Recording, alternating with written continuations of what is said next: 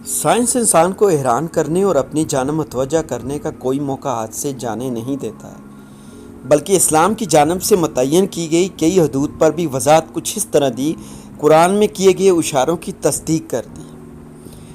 اسلام کی اس بات پر بھی سائنس نے تصدیق کی ہے کہ مردے کو جتنا جلدی ہو سکے دفنا دینا چاہیے۔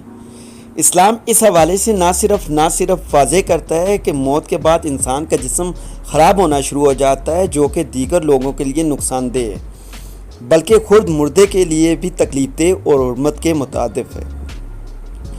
سائنس نے مردے کے جسم سے متعلق کئی انکشافات کیے ہیں۔ فیوچر لرن نامی ویب سائٹ پر اس حوالے سے باقاعدہ طور پر سائنس کے انکشافات کو بتایا گیا ہے۔ موت کے بعد انسان کا جسم کئی حیاتیاتی تبدیلیوں سے گزرتا ہے، جیسے عام زبان میں انسانی جسم کا گلنا کہا جاتا ہے۔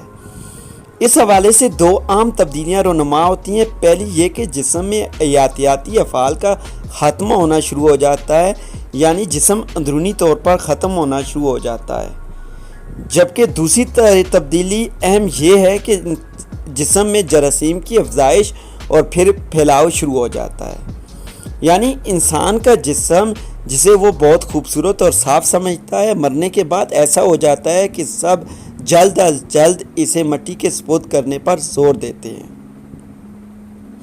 سائنس کے مطابق انسانی جسم میں موت کے بعد تبدیلیوں کے 4 فیز ہوتی ہیں۔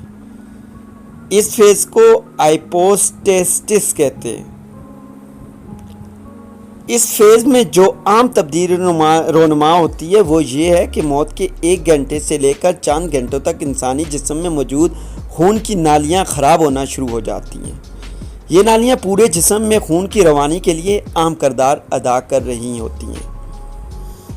سائنس کے مطابق دوسرا فیز نیوٹن کے لا پر انحصار کرتا ہے، یعنی موت کے بعد مردے کا جسم میں موجود ٹھنڈک جسم کے آس پاس موجود درجہ حرارت پر انحصار کرتی ہے۔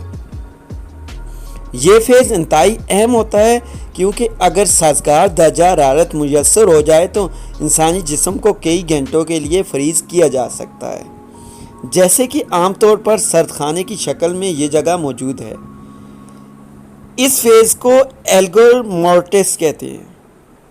اگلا مرحلہ قبر کے اندر کا ہوتا ہے، جسے پیوٹریفیکشن کا نام دیا جاتا ہے۔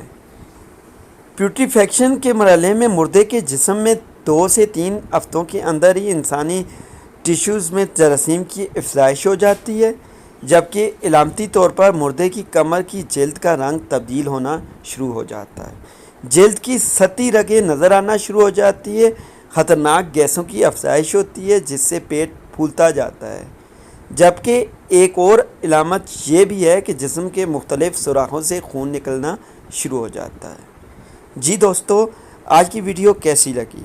اگر ویڈیو پسند آئی ہو تو اس کو لائک کیجئے گا، کمنٹ کیجئے گا، شیئر کیجئے گا اور میرے چینل کو لازمی سبسکرائب کیجئے گا۔ ملتے ہیں اگلی ویڈیو میں، تب تک کے لیے خدا حافظ۔